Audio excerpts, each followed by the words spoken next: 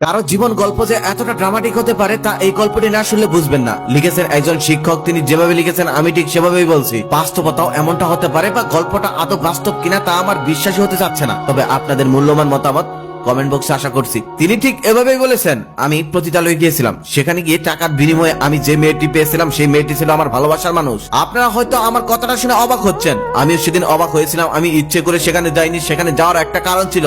আমার ভাগ্য সেদিন আমাকে ওখানে টেনে নিয়ে গিয়েছিল।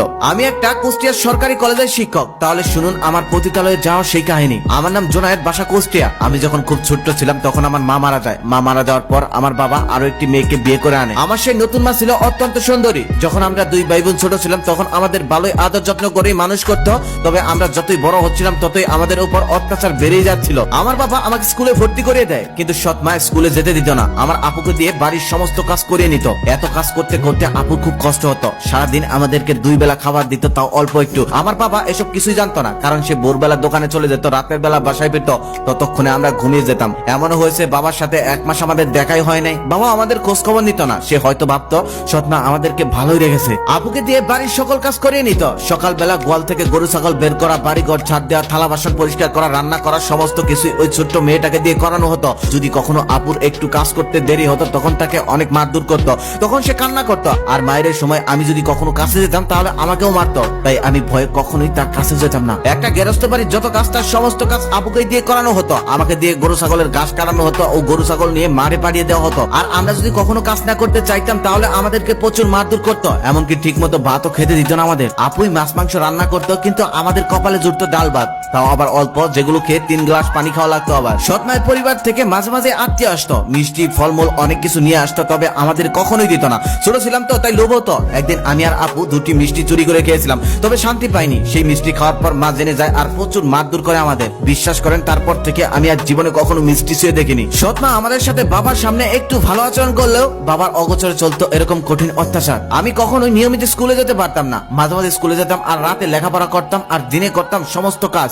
এভাবে চলে গেল কিছু বছর। আমি তখন ক্লাস 9-এ পড়ি। এত বড় হয়েছি, তবে কখনোই আমাদেরকে নতুন পোশাক কিনে দেওয়া হতো না। বাবা যদি কখনো মাঝে মাঝে কিনে দিত তাহলে মা সেটা নিয়ে যেত, আমাদেরকে পড়তে দিত না। আপু এত বড় হয়েছে তারপরেও কখনোই তাকে একটা ভালো পোশাক পরতে দেওয়া হতো না। সবসময় নোংরা পোশাক পরিয়ে রাখতো। আমার তখন 15 বছর বয়স, তবে 10 বছরের মধ্যে এমন একটা দিন খুঁজে পাওয়া যাবে না যেদিন আমি সৎ মায়ের হাতে মার খাইনি। আমাদের অত্যাচার আরো বেড়ে গেল যখন সৎ মায়ের ঘরে আরো একটি কন্যা সন্তান জন্ম নিল। আমাদের সেই ছোট্ট বোনটাকে আমার অনেক ভালো লাগতো, তাই চারপাশে ঘোরাঘুরি করতাম, কখনো কোলে নেওয়ার সাহস পেতাম না।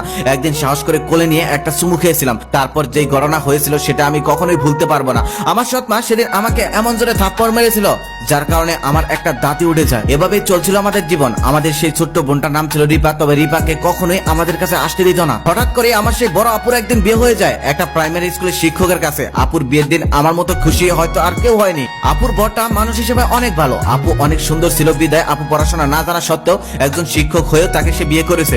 আপু যে শ্বশুর শাশুড়ি পেয়েছে তাদেরকে শ্বশুর শাশুড়ি বললে ভুল হবে। আপু একদম বাবা মাই পেয়েছে। আপু অনেক সুখে আছে, এগুলো সৎ মায়ের সহ্য হতো না। আপুর বিয়ে হয়ে যাওয়ার পর আমার অত্যাচার আরো বেড়ে যায়। আমাকে মেয়েদের কাজগুলো এখন করতে হয়। আমি সেই সমস্ত কাজ করার সময় আমার ছোট্ট বোন রিপা যদি আমাকে হেল্প করতে আসতো তাহলে মা ওকে বকা দিত আর বলতো ওই অপরাধের কাছে কখনোই যাবি না, গেলে তোকে মেরেই ফেলবো। আমাকে আমার সৎ মা কেমন খাবার দিত রিপা তো সব জানতো। রিপা আমার সৎ বোন হলো আমি কখনোই ওকে সৎ চোখে দেখিনি। আর রিপাও আমাকে অনেক ভালোবাসতো, কখনোই সৎ ভাই হিসেবে দেখেনি। রিপার রুম থেকে আমার রুমে আসার একটা দরজা ছিল। প্রত্যেকদিন রিপা ওর খাবার বেশি বেশি নিয়ে রুমে আসতো। মা বললে বলতো আমার রাতে ক্ষুধা লাগে তাই আমি রাতে খাই, তবে সেই খাবারগুলো প্রত্যেকদিন সে এসে রাতের বেলা আমাকে খাইয়ে দিত। আমি সেই খাবারগুলো খেতাম আর কান্না করতাম। এটা আমার প্রত্যেক রাতের সুখের কান্না ছিল। এভাবেই এসএসসি পাশ করে ফেললাম। তেমন একটা স্কুলে না গিয়েও A+ পাই, কারণ আমি সারা রাত জেগে লেখাপড়া করতাম আর চিন্তা করতাম একদিন লেখাপড়া করে এই বাড়ি থেকে পালিয়ে যাব আর নিজেকে মুক্তি দেব। আমি সবসময় ভাবতাম ইন্টার পাসটা কোন রকম করেই বাড়ি থেকে আমি পালাবো। তারপর 2 বছরের মধ্যে ইন্টার পরীক্ষা দিলাম, ইন্টারেও ভালো রেজাল্ট করলাম। তারপরও আমার সৎ মা রোজই আমাকে মারতো। আস্তে আস্তে বাবা অত্যাচার শুরু করলো, কারণ সেই সৎ মা ছিল অত্যন্ত সুন্দরী। তার কথা যদি আমার বাবা না শুনতো তাহলে সে বলতো বাড়ি থেকে চলে যাব, আর এই বয়ে বাবা সমস্ত কথাই তার শুনতো। তারপর একদিন অত্যাচার সহ্য করতে না পেরে চলে যায় আপুর বাসায়। আপুর বাসা ছিল রাজশাহীতে। সেখানে যাওয়ার পর আপু এত খুশি হয়েছিল যে আমাকে দেখার পর 10 মিনিট জড়িয়ে ধরে কান্না করেছিল। এমন দৃশ্য দেখে আপুর বাসার সবাই সেদিন কান্না করে দিয়েছিল। সেই বাসায় সবাই ছিল শিক্ষিত মানুষ, শুধু আপুই লেখাপড়া জানতো না। তবে দুলাভাই এখন আপুকে বই এনে পড়িয়ে অনেকটা শিখিয়ে ফেলেছে। এখন আপু ইংরেজিতে কথাও বলতে পারে। আপুর একটি ফুটফুটে বাবু হয়েছে। তারপর আমি সেখান থেকে লেখাপড়া শুরু করলাম। অনেক কষ্ট করে রাজশাহী বিশ্ববিদ্যালয়ে চান্স পেয়ে গেলাম। আপুর বাসায় আসার পর থেকে আর কখনোই মা বাবার সাথে কথা বলিনি। ছোট বোন মাঝে মাঝে ওর ম্যামের ফোন দিয়ে ফোন দিত, বাড়ি থেকে ফোন দিতে পারতো না ভয়ে। আপুর বাসার সবাইকে নিয়ে, কিউট ভাগ্নিকে নিয়ে ভালোই কেটে যাচ্ছিল দিন। মনেই হচ্ছিল না তারা আপুর শ্বশুর শাশুড়ি, মনে হচ্ছিল তারা আমার আপন বাবা মা। দুলাভাই সে তো অন্য রকমের একজন মানুষ। আমার কখন কি লাগতো সে সবসময় খেয়াল রাখতো। আমি একবার একটা টিউশনি করতে চেয়েছিলাম, তবে আপুর শাশুড়ি আমাকে বলেছে আমার ছেলে কোনো টিউশনি করতে পারবে না। সেদিন আমি অনেক কান্না করেছিলাম। সে কান্না ছিল খুশির কান্না। আমার দিন ভালোই কাটছিল, দেখতে দেখতে লেখাপড়া শেষ হয়ে গেল। হঠাৎ একদিন আমার সৎমা আর বাবা আসলো আমাদের বাড়িতে। শুনলাম তারা নাকি আমাকে নেওয়ার জন্য এসেছে। আমি সেদিন যেতে চাইনি, কিন্তু ছোট বোন রিপা আর আপুর কথায় সেদিন আমার কুষ্টিয়া ফিরে যেতে হয়েছিল। বাসায় আসার পর সৎমা ভালোই ব্যবহার করতো, ভালোই খেয়াল রাখতো। এদিকে প্রত্যেকদিন আমি আপুর সাথে ফোনে কথা বলতাম। তার কিছুদিন পর বাড়ির কাছে একটা সরকারি কলেজে চাকরি পেয়ে যাই, ভালো রেজাল্ট থাকার কারণে। ভালোই চলছিল দিন। এভাবে চলতে চলতে কিছুদিন পর একটা এতিম মেয়ের সাথে আমার সম্পর্ক হয়। ওর বাবা মা ছোট কালে মারা গেছে। ও মামার বাড়িতে থেকে মানুষ হয়েছে। মেয়েটার নাম হলো নিন্দা। নিন্দা আবার অনার্স থার্ড ইয়ারের পরে ওর সাথে পরিচয় হয়েছিল ওর মামার সাথে। ওর মামা আমাদের কলেজেরই প্রফেসর। নিন্দা যদিও শ্যামলা ছিল, কিন্তু দেখতে অনেক মায়াবী। ওর দিকে একবার তাকালে চোখ ফেরানোই যায় না। নিন্দার মামা তখন বুঝে গিয়েছিল আমাদের মধ্যে কোনো সম্পর্ক আছে, তবে তিনি কোনো আপত্তি করেনি। তিনিও ঠিক করেছিলেন তিনি নাকি নিন্দাকে আমার সাথে বিয়ে দিবেন। এদিকে বাসা থেকে সৎমা চাপ দিতে লাগলো, কারণ তার বোনের মেয়েকে নাকি আমাকে দিয়ে আনবে। কিন্তু আমি সেটা সোজাসুজি না বলে দেই। আর না বলার পর থেকে আবার আমার সৎমা আমার সাথে খারাপ আচরণ করতে শুরু করে। আমি সেদিন কিছুটা বুঝতে পেরেছিলাম এতদিন আমার সাথে একটু ভালো আচরণ করার কারণটা। ওই সময় একটা ছেলে নিন্দাকে প্রত্যেকদিন বিরক্ত করত। তারপর আমি ওই ছেলেকে প্রচুর মারধর করেছিলাম। ছেলেটা নেশা করছিল আর যাওয়ার সময় বলে গিয়েছিল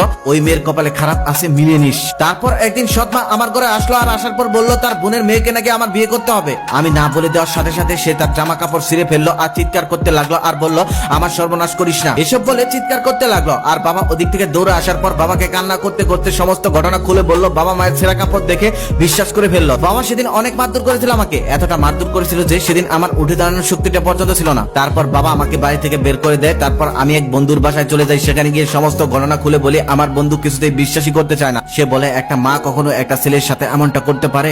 ওদিক থেকে আবার নিন্দার মামা খবর দেয় নিন্দাকে নাকি পাওয়া যাচ্ছে না। অনেক খোঁজাখুঁজি করার পরেও তাকে পাওয়া যাচ্ছে না। তখন আমি তো আরো চিন্তায় পড়ে যাই। অনেক খোঁজাখুঁজির পর জানতে পারি যে নিন্দাকে নাকি ওই ছেলেটা নিয়ে জোর করে খারাপ জায়গায় বিক্রি করে দিয়েছে। তারপর আমি সেখানে যাই আর সেখানে গিয়ে নিন্দাকে দেখতে পাই। নিন্দাকে দেখে আমি জড়িয়ে ধরি আর জড়িয়ে ধরার কারণে সেখানকার মানুষ কিছুটা সন্দেহ করে ফেলে। সেখানে থাকার সেই মহিলাটা তখন বলে এটা ভালোবাসার জায়গা না, যা করতে এসেছো করো আর তাড়াতাড়ি এখান থেকে চলে যাও। আমি তখন তাকে রুম থেকে বের হয়ে যেতে বলি, কিন্তু সে সন্দেহ করে ফেলে। সে বলে যা করতে হবে আমার সামনেই করো, আর যদি এদিক সেদিক করো তাহলে কিন্তু একদম পুলিশে দিয়ে দিব। নিন্দার চোখে ততক্ষণে শুধু জল ঝরছিল। ওই মহিলাটা একটু সময়ের জন্য বাইরে যায় আর ওই সময় আমি পুলিশকে ফোন করি। পুলিশ আমার পরিচিত হয়, অতি শীঘ্রই সেখানে